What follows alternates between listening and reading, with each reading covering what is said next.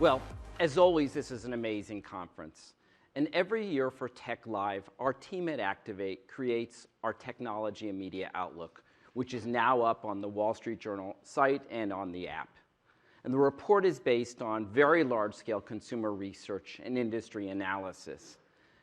This entire conference, the consistent theme is generative AI. You can't escape it anywhere. Even the donut guy last night was talking about Gen AI. In the years ahead, Gen AI is going to only be part of the equation. There are going to be three fundamental forces that are going to reshape every part of the technology and media landscape. And those are attention, data, and AI with compute. And it's the impact of those three forces is what I'm going to talk about today. So let's start where it starts, which is the user. Let's talk about user time and attention. This is our attention clock. And what it shows is when you account for multitasking, the average American lives a nearly 32-hour day. And 13 hours of that day are tech and media time. And that tech and media time from every person is generating enormous amounts of data. So let's look at this over the past years. We have it since 2019. And what you see is during the pandemic, tech and media time jumped from about 12 hours and 20 minutes to over 13 hours per day. And that increase, you can see, it's been sustained.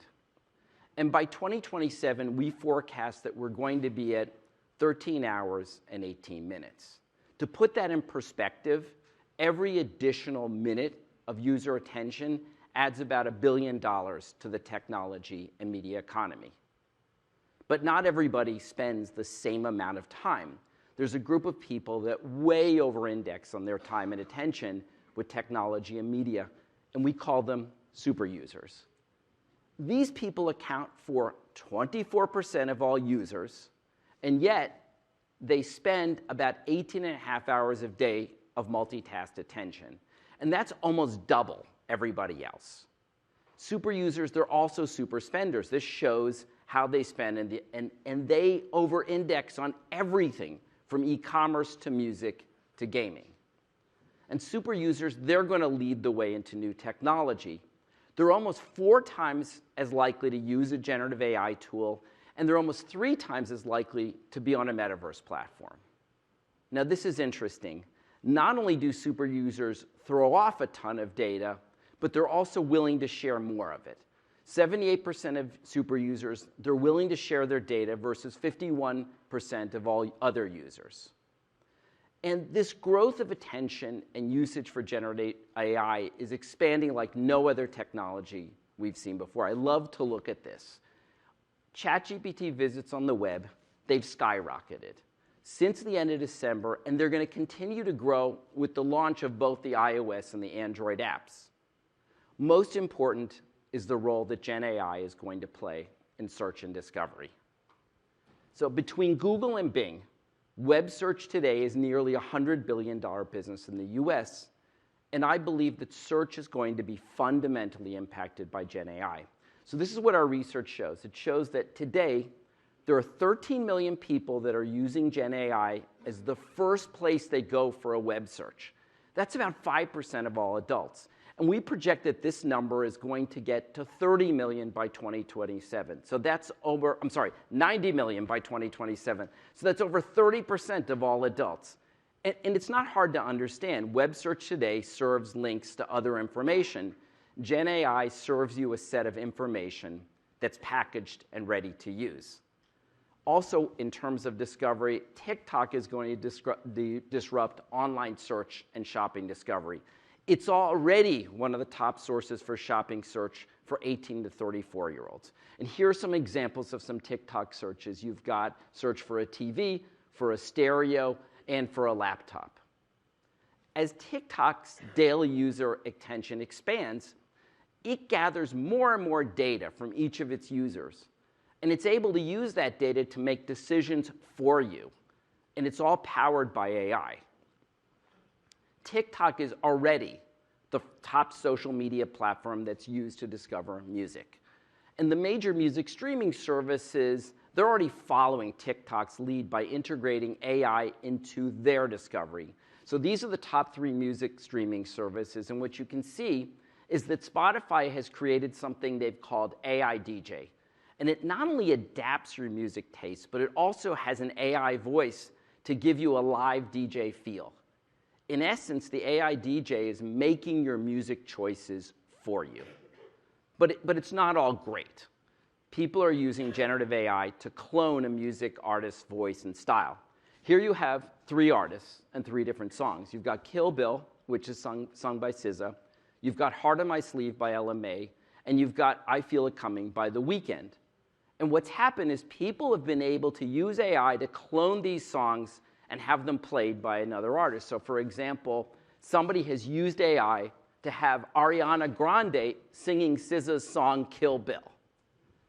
Now, let's talk about video gaming, which is enormous in terms of users, data, and attention. It's one of the most widespread digital and technology behaviors worldwide, about 2.6 billion gamers. And in the US, there are 160 million gamers. 39 million of those are we call super gamers. They spend over 4 hours a day playing video games. And if you look at, this is the segmentation, avid gamers, they spend 3 hours a day. And even the casual gamers are spending 1 hour and 3/4 a day. There's a massive amount of data that's being captured, and it's used to train AI to help enhance the experiences for all of these segments. With all of this attention and specific data attached to gamers, gaming is going to become the next frontier for advertising. Here you see examples of brands that are advertising in video games. You've got Burberry in Minecraft, Polo in Fortnite, and you've got Tommy Hilfiger in Roblox. Super gamers, they're the earliest adopters of the metaverse, and they're the people that are going to be spending enormous amounts of their time in virtual worlds. Our research shows that 67% of all people who use generative AI, they're going to create, are also going to be in virtual worlds. And the metaverse is far from a fad. It's not yesterday's news. In fact, you've got 300 million people today in metaverse platforms, and we forecast that there's going to be 600 million people within 3 years. These worlds have become even more realistic, and they're capturing tons of data and attention. Here are 2 examples of virtual worlds. First of all, we've got EVE Online, where people spend a lot of their time of their lives playing with rocket ships and everything else. Now you've got Red Dead Redemption, which is another virtual world set in the Wild West. And what's going to happen is AI is going to accelerate the growth of the metaverse. It's going to make everybody into a metaverse creator. So what people can do is they can create new personalities for themselves, they can create digital twins of the real world, and they can build their own virtual worlds. Now, this is very cool. It's a glimpse of the future that I find fascinating. It's in the metaverse where AI becomes humanized to the point where you won't know whether or not you're talking to a real person. So the chef you see here is driven entirely by artificial intelligence. And now let's talk about spatial computing. All of the major technology companies are investing in the spatial computer space, and they're all launching new headsets. And these headsets gather and use very large quantities of data. But here's what's really going on. These are our global forecasts for AR and VR headsets. So we're forecasting 53 million units sold by 2027. Any way you slice this, these numbers are totally underwhelming. Thinking about spatial computing today solely misses the point if you're thinking about this from the point of headsets. In fact, what I believe is going to happen is that spatial computing is going to totally break free from the headset. So practically every screen is going to become a spatial interface, whether it's car dashboards or appliances or connected fitness. This will be a scaled technology, no doubt. And there are 4 operating systems from the major tech platforms that are going to drive spatial development. And however, these companies below in purple, they've learned their lesson from the mobile platform wars, and they're going to invest heavily in the space. Now, here's the big place where there's a lot of attention. At 5 hours a day, video makes up the largest amount of time spent with technology and media. And there are multiple streaming services that are at scale, including, when you look at them, Prime, Netflix, Tubi, Disney+. These largest services, they're capturing massive amounts of data from people's viewing.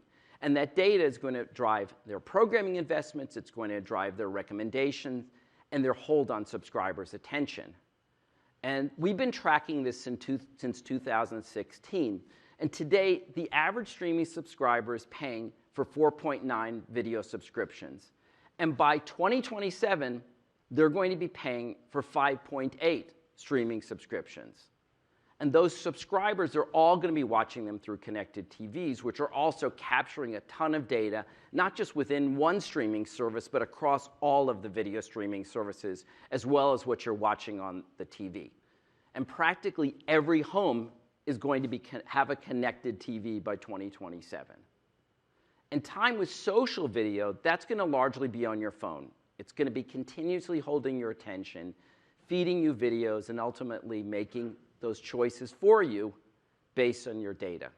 And when we look at this from social video, TikTok and YouTube users, they're spending close to an hour a day viewing video. So what does this all add up to? Where does this go?